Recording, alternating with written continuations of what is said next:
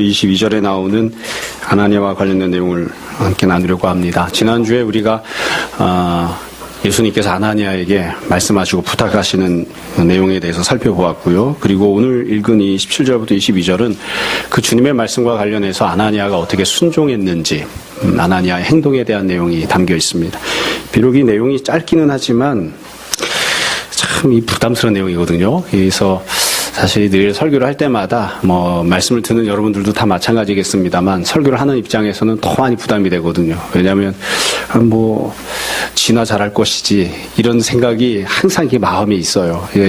오늘 설교하게 되는 이 아나니아에 대한 내용을 읽을 때마다 이게 오랫동안 여러 번 반복해서 설교를 했는데 설교를 할 때마다 늘 부담이 됩니다. 지난번에 아나니아에 대해서 이야기할 때 내가 알고 있으면서 얼만큼 했는가, 얼만큼 순종했는가 자꾸 생각하게 됩니다. 비록 짧지만 부담스러운 내용이니까 잘 들으시고 또 여러분들 순종하고 주님 앞에서 칭찬 듣고 그랬으면 좋겠습니다. 우선 예수님께서 아나니아에게 지난주에 부탁하셨던 내용 이야기할 때 어떻게 이야기를 했냐면 아나니아가 원하는 일을 시키신 게 아니었죠. 아나니아가 잘하는 일을 시키신 것도 아니었고 또 아나니아의 계획과는 아무 상관없는 일을 예수님이 시키셨습니다. 예수님이 사랑하기를 원하는 사람이 있었어요.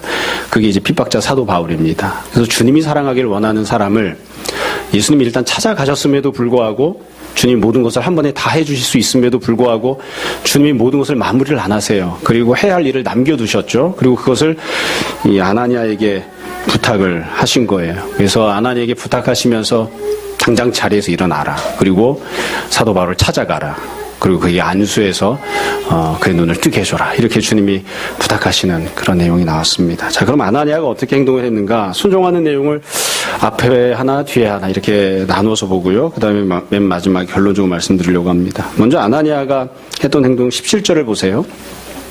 17절에 보시면 이렇게 되어 있습니다. 아나니아가 떠나. 그러니까 예수님께서 일어나라고 하셨죠. 일어나라고 하니까 아나니아가 떠난 거예요. 일어나서 떠난 거예요. 항상 그렇지만 이런 내용 볼 때마다 늘 부담됩니다. 그냥 한 2박 3일 기도하고 결심할 수 있는 기회를 주시면 얼마나 좋겠어요. 내가 여지껏 그거 원하지 않았는데 내가 원하지 않은 일을 주님 부탁하시면서 너도 마음 정리할 수 있는 시간을 주겠다. 결심할 수 있는 그런 시간의 여유를 주겠다. 감정을 잘 추스리고 그 다음에 순종하도록 하라. 이러면 얼마나 좋겠어요. 그게 아니에요. 곧장 일어나라. 그러니까 아나니아가 또 그 말씀을 듣고 기쁜 마음으로 일어났는지 부담스러운 마음으로 일어났는지 여하튼 그 자리를 떠납니다. 자기가 앉아있던 자리를 일어나서 떠나가는 거예요. 그리고 예수님께서 주소를 다 불러주셨죠. 직가라고 하는 거리에 또 유다의 집에 그 안에 들어가면 다섯 사람 사울이 있다. 찾으라 그러셨는데 아나니아가 곧장 그 집으로 찾아갑니다. 그래서 그 집 안에 들어갔어요.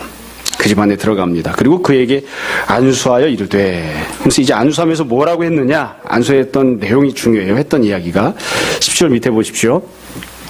아나니아가 이렇게 부릅니다. 형제 사울아. 형제 사울아. 참 쉽지 않은 그런 표현입니다.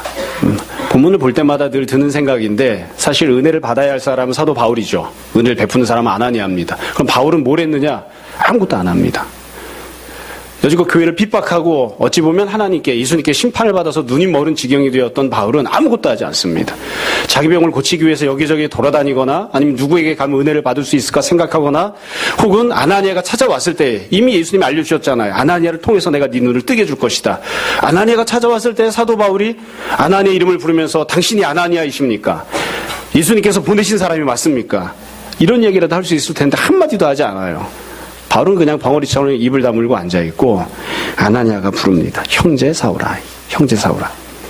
여러분 논리적으로만 놓고 보자면 이 형제라고 하는 표현 참 맞지 않죠. 형제라고 하는 말은 사도신경에서 그리고 다른 성경에서도 혈통과 상관없이 예수님 믿으면 다 함께 형제자매로 불렀습니다. 그래서 예수님 믿는 사람이라는 뜻입니다. 함께 교회에서 신앙생활하는 사람이라는 뜻이에요. 근데 사실 사도 바울은 그런 사람이 아니잖아요. 근데 아나니아가 가서 곧장 제일 처음 했던 이야기가 너 이제 교회 다닐 거니? 이렇게 묻는 게 아니라 형제 이렇게 불렀다고요. 뿐만 아니라 이름을 불러주었죠. 사울아, 사울아. 여러분 음식점에 가시면 서빙하시는 분을 뭐라고 부르시나요? 그렇죠? 가끔 고민을 합니다. 총각 이렇게 부를 수도 없고 남자분을. 또 일하시는 여자분한테는 아주머니 이렇게 부르면 대답도 안 하십니다. 그렇죠? 이모님 아니면 뭐라고 불러야 돼요? 아가씨라는 말은 입에 배있지를 않아가지고 익숙하지가 않고 사실 누군가를 처음 만난 사람, 혹은 꺼림칙한 사람, 잘 대하고 싶지 않은 사람을 만날 때에는 뭐 제일 좋은 표현이 어이, 거기요, 여기요, 아니면 지금 말한 대로 아저씨. 근데 아나니아가 가서 그렇게 이야기한다고. 형제 사울아. 이름을 불러주는 거예요. 여러분, 이 이름을 불러줬던 내용이 아무것도 아닌 것처럼 보여도 매우 중요합니다. 아나니아는 예수님 말씀하신 대로 순종하는데 말을 참 예쁘게 합니다. 말로 순종을 하는 모습을 보여주는 거예요. 저는 사실 아나니아의 속에 안 들어가 봤기 때문에 잘 모르겠어요. 아나니아의 마음이 어떤지는 모르겠어요. 속으로는 증오심이 막 이글이글 타고 있는지도 모르겠어요. 근데 여하튼 말을 예쁘게 합니다. 말을 예쁘게 해요. 그리고 이 말을 예쁘게 해서 이 사울을 부르는 장면은 예수님은 명령하신 적이 없는 내용이에요. 예수님은 가서 형제라고 부르라고 말씀하신 적이 없어요. 가서 이름을 불러주라고 말씀하신 적이 없어요. 부드럽고 친절하게 나긋나긋하게 대화를 하라고 말씀하신 적이 없어요. 예수님이 말씀하시지도 않았는데 이 아나니아가 가서 자기가 명령받았던 것 이상으로 가서 순종을 하는 그런 모습을 보여주고 있는 거예요. 집에서 우리가 부부싸움만 해도 사이가 안 좋을 때는 집에 들어가면 식탁 위에 밥을 이렇게 차려놓고 밥 먹어라 소리도 안 할 때가 있다고요. 물론 저희 집 같은 경우에는 부부싸움을 해도 밥상을 차려놓습니다. 안 차려놓는 경우도 있죠. 그렇죠?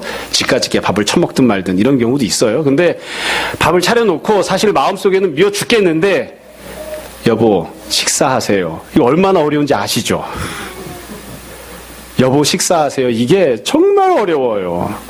마음이 내키지 않는데 내가 상대방이 잘 되는 꼴을 보기 싫은데 저 자식이 나한테 얼마나 많은 해코지를 했는데 주님이 원하시는 일이라고 해서 그게 정말 주님이 기뻐하시는 일이라고 해서 여보 식사하세요. 이 말하기가 정말 어렵더라고요. 거꾸로 제 입장에서는 어떠냐면 여보 식사하세요 그랬을 때에 어렵게 밥상 차려놓았는데 여보 내가 잘못했어 미안해 밥상 차려서 고마워. 죽어도 안 나와요. 죽어도. 어려운 내용이에요. 어려운 내용. 먼저 찾아가서 원수로 여겼던 사람에게 나에게 아무것도 잘해준 것이 없는 사람에게 이야기합니다. 형제 사울아 말을 예쁘게 해요. 말을 사랑하는 그런 이야기를 하는 거예요. 그 다음에 아나니아가 행동을 하죠. 형제 사울아 한 다음엔 안수해서 이 사울의 눈을 뜨게 해줍니다. 사도 바울이 예수님 만나면서 다메섹에서 눈이 먼 그런 상황이 되었는데 근데 이 사도 바울의 눈을 뜨게 해주는 그런 행동을 하는 거예요. 저는 이 부분도 읽을 때마다 늘 마음이 막 정말 아나니아 대단하다 하는 생각을 해요. 이건 뭐 일단 행동으로 이 사랑을 보여주는 것인데 여러분 그냥 아나니아가 찾아가서 돈 몇 푼을 쥐어주고 왔다. 한 10만 원을 주고 왔다. 아니면 가서 사도 바울의 옷가지를 가져다가 빨래를 해주고 왔다. 뭐 이런 게 아니고 눈을 뜨게 해줬잖아요. 눈을.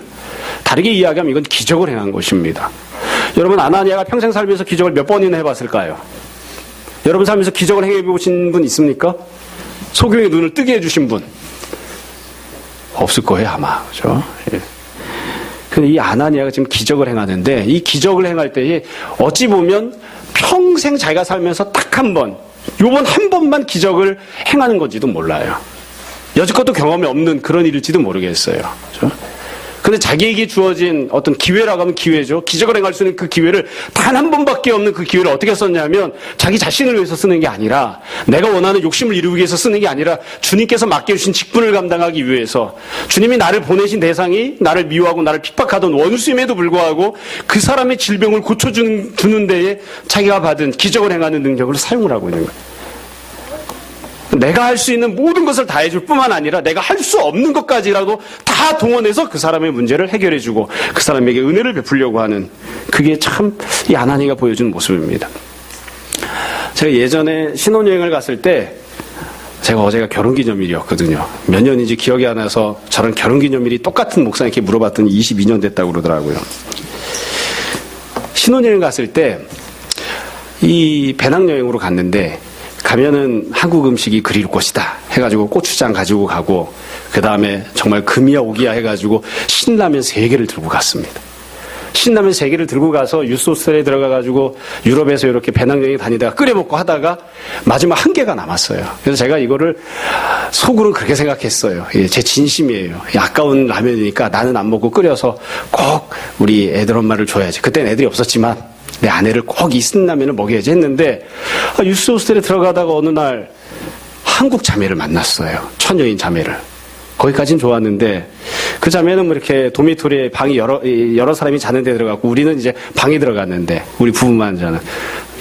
나갔다 와서 보니까 잠깐 들어오지 말라 그러더라고요. 그 자매가 이제 우리 자는 방에 들어와서 샤워하고 있는 거예요. 그쪽은 좀 불편하다고. 조금 있다가 그런가 보다 하고 나중에 봤더니만 가방을 뒤지는데 보니까 신라면이 없는 거예요. 신라면이. 그 금쪽 같은 신라면이. 그래서 봤더니만 주방에서 끓이고 있더라고요.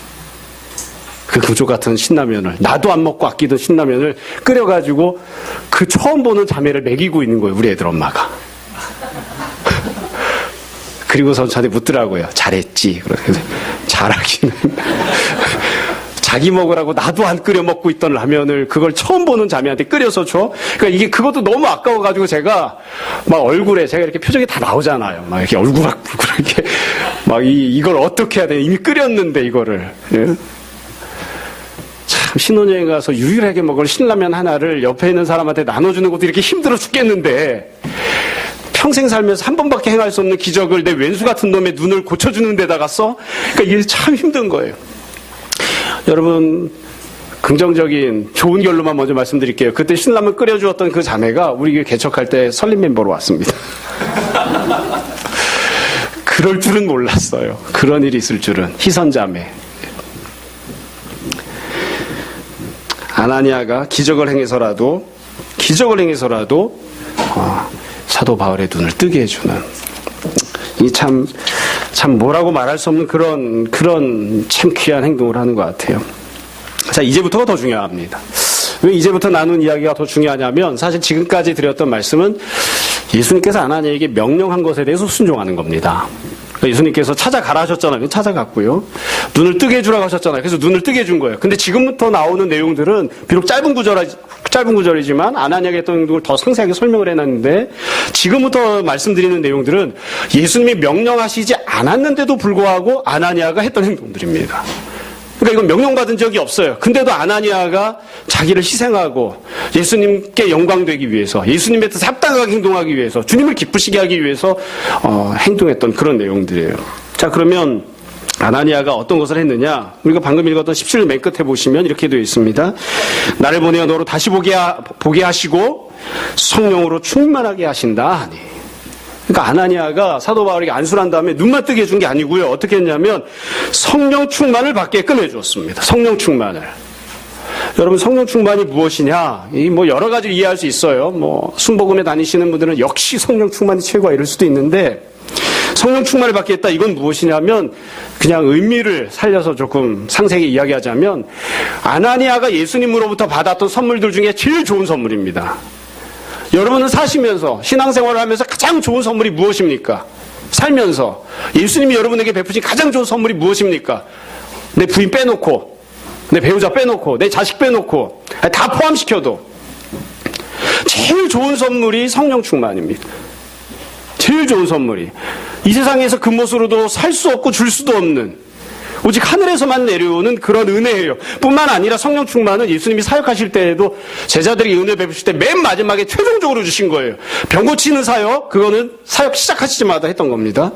말씀 주셨던 것, 그것도 사역하시면서 주셨던 것입니다. 그런데 예수님이 승천하시고 난 다음에 십자가 고난과 부활과 승천하신 다음에 최종적으로 사랑하는 성도들에게 베풀어 주신 맨 마지막 완결판으로 베푸신 선물이 바로 성령이에요.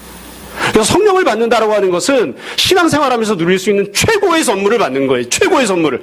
그 최고의 선물을 내가 받았던 가장 좋은 선물을 아나니아가 사도 바울에게도 베풀기를 원하는 거예요. 다른 건 몰라도 이 가장 귀한 것만큼은 당신이 꼭 받아가지고 갔으면 좋겠습니다. 그렇게 지금 행동하는 것이죠. 여러분 누군가에게 사랑을 할 때에 어떤 걸 주고 싶으십니까?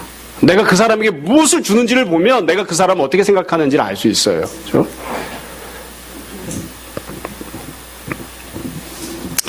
아나니아가 사도 바울에게 성령 충만을 받게 했고요. 뿐만 아니라 무엇을 했느냐? 19절에 보세요. 19절 앞부분에 보시면 18절 뒤죠. 일어나 세례를 받고 음식을 먹으며 강건하여지니라. 아나니아가 사도 바울에게 세례도 줍니다. 여러분 사실 이 세례를 받는다라고 하는 것은 예수님 믿는 사람이 되었기 때문에 그것을 교회 앞에서 공식적으로 자기 신앙 고백을 하고 예수님 믿는 사람 되었다고 표시하는 것이죠. 구원받은 다음에 하는 것입니다. 본문에서도 보면 세례 받기 전에 성령 충만을 받고 그 다음에 세례를 받았어요. 세례 받았기 때문에 성령을 받은 게 아니고. 근데 이 세례를 받는 장면이 중요한 이유는 아나니아가 세례를 줬다는 거죠. 여러분, 우리야 제가 늘 이야기하니까, 설교 시간에 이야기하니까 익숙할지도 모르겠어요. 세례는 아무나 줄 수 있습니다. 꼭 목사가 주는 건 아닙니다. 그래도 이 장면이 정말 독특하잖아요. 누가 세례를 줍니까? 아나니아가. 아나니아 직분이 뭐죠? 아무것도 없어요. 그냥 형제예요. 그러니까 성도입니다. 이렇게 얘기하면 기분 나쁠 수도 있지만 평신도예요. 일개 성도 나부랭이에요. 근데 지금 세례를 받는 사람은 누굽니까? 이미 예수님께서 만나주시고 이미 예수님께서 사도로 세우신 사도 바울이에요. 근데 그 사도 바울에게 누가 세례를 주었냐면 성도인 아나니아가 세례를 준 거예요. 그래서 이 장면이 굉장히 독특하죠. 굉장히 중요하고요. 성도가 사도에게 감히 안수해서 그에게 성령 충만을 받도록 빌어주고요. 기도해주고요. 뿐만 아니라 세례를 베푼 거예요. 이 장면을 읽을 때 그런 생각을 해봐요. 아나니아는 자연스럽게 행동을 했을까? 아니면 두렵고 떨리는 마음으로 이렇게 했을까? 내가 굳이 이런 것까지 해줘야지 되는가? 그런 생각하지 않았을까요? 아나니아가 자기가 할 수 있는 모든 것을 다해서 사도 바울에게 자기가 베풀 수 있는 모든 것을 베풀어주는 그런 모습을 볼 수 있습니다. 그 뒤에 보면 방금 읽은 것처럼 19절에 음식을 먹음에 강건하여졌다 이렇게 되어 있어요. 저같이 이렇게 좀 일 잘 안 하고 이렇게 주는 것도 안 먹는 스타일의 사람은 이런 구절 읽을 때마다 그런 생각을 해요. 음식은 누가 만들었을까? 1번 배달해 먹었을 것이다. 2번 배달해 먹었을 것이다. 3번 아나니아가 만들었을 것이다. 아나니아가 사도 바울에게 당신 내가 눈도 뜨게 해줬고 이제 눈도 멀쩡해졌으니까 빨리 가서 밥이나 좀 차려오세요. 이랬을까? 모르겠어요. 주문해서 먹었는지 어떻게 했는지 원래 있던 음식을 먹었는지 여하튼 중요한 건 뭐냐면 사도 바울은 예수님 만난 다음에 다메섹 가면서 예수님 만난 다음에 눈이 멀었고 그 다음에는 식음을 전폐해서 숟가락을 내려놓았습니다. 여지껏 살던 모습으로는 살지 않겠노라고 여지껏 살던 모습은 죽은 인생이 되겠다고 숟가락 내려놓는 인생이 되었는데 예수님 만난 다음에 성령 충만 받은 다음에 세례 받은 다음에 이전의 삶을 정리하고 새롭게 살기 시작하는 새로운 인생의 첫 밥숟가락을 누구랑 같이 들었냐면 아나니아랑 같이 들은 거예요. 새롭게 시작하는 인생의 첫 숟가락을 아나니아가 사도 바울과 같이 먹어주었습니다. 제가 어제가 결혼기념일이라서 그런지 몰라도 이 설교 준비하면서 생각해봤어요. 집에 앉아서 애들 엄마랑 같이 밥숟가락 처음 같이 들었던 때가 생각이 납니다. 인생을 새롭게 살기 시작하는 거죠. 이제 엄마가 해주는 밥이 아니라 아내가 해주는 밥으로 처음 밥을 먹기 시작하는 거예요. 사도 바울이 예수님 믿고 새롭게 살기 시작하면서 제일 처음에 함께 밥숟가락을 들어줬던 사람. 어쩌면 문학적으로 이야기하면 바울의 밥숟가락 위에 반찬을 얹어주었던 사람. 그게 아나니아입니다. 이제 새롭게 먹고 살기 시작하는 일을 시작하게 한 것이죠. 여러분, 그 뒤에 보시면 19절 중간에 보세요. 여기서 끝나질 않아요. 사울이 다메섹에 있는 제자들과 함께 며칠 있을새. 사도 바울은 원래 다메섹을 핍박하러 가던 사람이잖아요. 그런데 다메섹에 있는 성도들과 함께 교제를 합니다. 이거 누가 소개했을까요? 참, 오늘 본문의 중심 주제가 아나니아라서 아나니아가 소개했겠죠. 다메섹에 있는 성도들이 뭘 믿고 사도 바울을 받았겠습니까? 그러니까 결국 이 아나니아가 했던 행동을 보시면 주님이 명령하셨던 모든 내용 이외에 안수해서 사도 바울에게 성령 충만을 받게 하고 사도 바울에게 세례를 주고 사도 바울과 함께 식탁 교제를 나누고 사도 바울을 교회에 소개해서 정착케 하는 그리고 사역의 길을 열어주는 그 모든 일들을 아나니아가 한 거예요. 만약 아나니아가 없었다면 사도 바울이 과연 존재할 수 있었겠는가? 그리고 사도 바울이 새로운 삶을 시작할 수 있었겠는가? 사도 바울이 얼마나 마음에 죄책감을 많이 가졌겠습니까? 내가 비록 예수님 만나고 회개한 사람이 되었지만 내가 여지껏 죽였던 사람, 감옥에 가뒀던 사람, 여지껏 교회와 신앙을 핍박하면서 정말 악하게 살았는데 이 모양 이 꼴 그대로 피를 손에 묻힌 이 모습 그대로 정말 교회에 다시 들어갈 수 있을까? 교회 가서 사역자로 살 수 있을까? 성도로 살아갈 수 있을까? 얼마나 마음에 부담이 많았겠어요. 근데 그 사도 바울을 손을 잡아주고 밥숟가락을 같이 들어주고 교회에 데리고 가고 그리고 새롭게 삶을 시작할 수 있는 첫 출발점을 안겨주었던 그게 바로 아나니아예요. 이것은 예수님께서 명령하신 적이 없는데 그런데 행동한 것이었죠. 말씀을 정리하려고 합니다. 정말 약속대로 짧죠? 몇 가지 말씀드릴게요. 우선 지금 이렇게 쭉 본문을 통해서 우리가 살펴본 대로 그리고 알 수 있는 것처럼 원래 예수님이 다 하셔야 되는 행동인데 예수님이 그 일을 아나니아에게 부탁을 하신 겁니다. 그래서 아나니아가 순종을 했죠. 그래서 아나니아는 마치 예수님께서 하시는 것처럼 행동을 했습니다. 나는 그 사람에게 그렇게 해줄 마음이 전혀 없어요, 사실은. 그런데 그렇게 하는 것이 별로 기쁘지도 않아요. 그런데 예수님께서 나는 바울에게 이렇게 해주고 싶어. 근데 내가 안 할 테니까 네가 가서 대신 해라. 그렇게 말씀하시잖아요. 그러니까 아나니아가 가서 어떻게 하냐면 내가 하고 싶은 대로 하는 것이 아니라 내가 익숙한 대로 하는 것이 아니라 예수님께서 그 사람에게 해주고 싶으신 대로 내가 그 사람에게 대하는 그게 아나니아가 했던 행동입니다.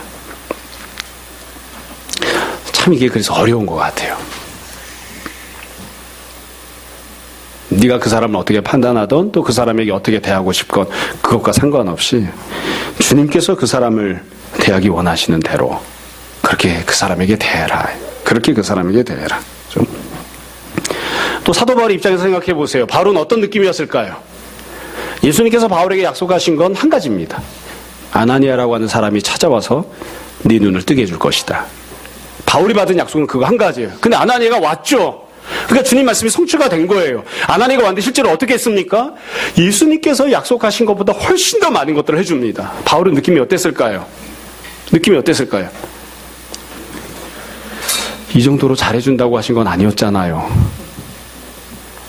제가 이런 은혜를 받아도 됩니까? 사도 바울이 그런 마음이 아니었을까? 여러분 참 이 넘치는 순종을 했던 아나니아를 우리가 잘 생각했으면 좋겠습니다. 마지막으로 한 가지만 더 말씀드리고 오늘 말씀 마무리하겠습니다. 여러분들도 다 같은 느낌이시겠지만 제가 적절하게 잘 전달을 했다면 이거 참 쉽지 않습니다. 제가 입장을 바꿔놓고 늘 생각을 해봐요. 나 같으면 어떻게 할까? 나 같으면 저는 예수님이 아무리 아나니아한테 가서 사랑을 베풀고 그 사람의 문제를 해결해줘라 이렇게 명령하셨어도 그 순간 즉각 마음에 사랑이 샘솟지는 않았을 것 같아요. 여러분 그러십니까?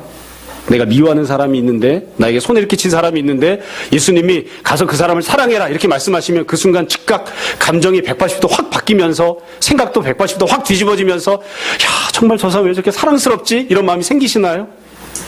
저는 안 생겨요. 안 생겨요. 입으로 이렇게 참 여보 식사하세요 이 말이 나오는 게 아니라 먹든지 말든지 네 마음대로 해라 이런 말도 안 나와요. 막 그냥 안 생겨요. 그런 마음이 너무 어려워요.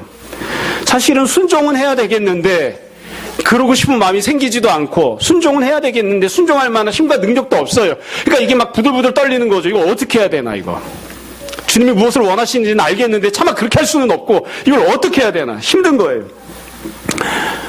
우리 한국교회 역사에 보면 너무너무 유명한 사랑으로 유명한 목사님이 있습니다. 손양원 목사님이라고. 얼마나 사랑이 크시면 이걸 표현을 못하니까 사랑의 원자탄 그렇게 불렀죠. 아니야 원자탄으로는 안 돼요. 그래서 사랑의 수소탄 막 그렇게 불렀잖아요. 동인동신 두 아들을 죽인 자기 아들 2명이나 죽였던 그 원수 같은 그 사람을 손양원 목사님이 자기 자식으로 입양을 했죠. 근데 손양원 목사님 책에 보면 그렇게 써 있어요. 그렇게 입양했던 그 사람의 이름이 안재선 씨인데 지금은 이제 그 안재선 씨는 돌아가셨고 그 아들이 목사님이 되셨죠. 손양원 목사님이 책에 보면 이렇게 써놨더라고요. 재선이랑 같은 집에 앉아서 밥상에 앉아서 밥을 먹는데 밥이 넘어가는 건지 모리아를 씻고 있는 건지 그래서 늘 주먹을 쥐고 기도했다. 사실은 원수 같은 사람을 입양을 했으니까 그것만으로 대단하잖아요. 사람들이 제 위선이다 했을 때 제가 보기에는 위선일 것 같아요. 마음에 정말 사랑이 막 흘러넘쳐서 그렇게 했을까요? 그러니까 오죽 힘들면 같이 밥상을 앞에 놓고 같이 밥을 먹는데 재선이를 쳐다보면 재선이가 죽였던 내 2 아들이 생각이 나고 그래서 같이 밥을 먹기는 먹어야 되겠고 그래서 모리아를 씹는 것 같았다. 주먹을 2 손을 불끈 쥐고 그리고 밥을 먹을 수 있게 해달라고 기도했다. 사실 그게 사람이잖아요. 그게 아나니아가 정말 막 기뻐가지고 막 길길이 날뛰면서 야, 내가 이렇게 사도 바울을 섬길 수 있으니 얼마나 기쁠까. 그러진 않았을 것 같아요. 순종한다는 것은 세상 사람들이 보기에는 그래서 일정 부분은 위선이 아닐까 싶기도 합니다. 사실 내 마음에 100% 그런 마음이 가득 차 있지 않지만 주님이 원하시니까 제가 그렇게 순종하겠습니다. 주님, 제가 그렇게 순종하기를 원합니다. 제가 그렇게 할 수 있게끔 해주십시오. 제 입으로는 욕설이 나가고 싶고 이 왼수 같은 자식아 이러고 싶지만 제 입술을 주장해 주십시오. 형제라고 부를 수 있게 해주십시오. 제 손으로는 저 자식의 뺨따기를 다 후려치고 싶지만 그러나 저 사람이 갖고 있는 문제를 어떻게든 해결해주고 내가 갖고 있는 가장 좋은 것을 저 사람에게 나눠주는 자가 되게 해주십시오. 그렇게 기도하는 거죠. 그렇게 발버둥 치는 게 아니었을까 싶습니다. 여러분, 누군가는 이 아나니아와 같은 사람이 되어야 됩니다. 남편에게 아내가 이런 아나니아가 되어줘야 됩니다. 아내에게 남편이 이런 아나니아가 되어줘야 됩니다. 누군가가 이 역할을 해줘야 됩니다.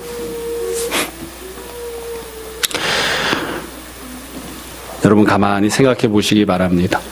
주님께서 나를 만약에 보내시면 내가 과연 이렇게 순종할 수 있을까? 그리고 주님께서 나를 누구에게 이렇게 보내기를 원하시는가? 이렇게 떠오르는 사람들이 있죠. 절대로 용납할 수 없는.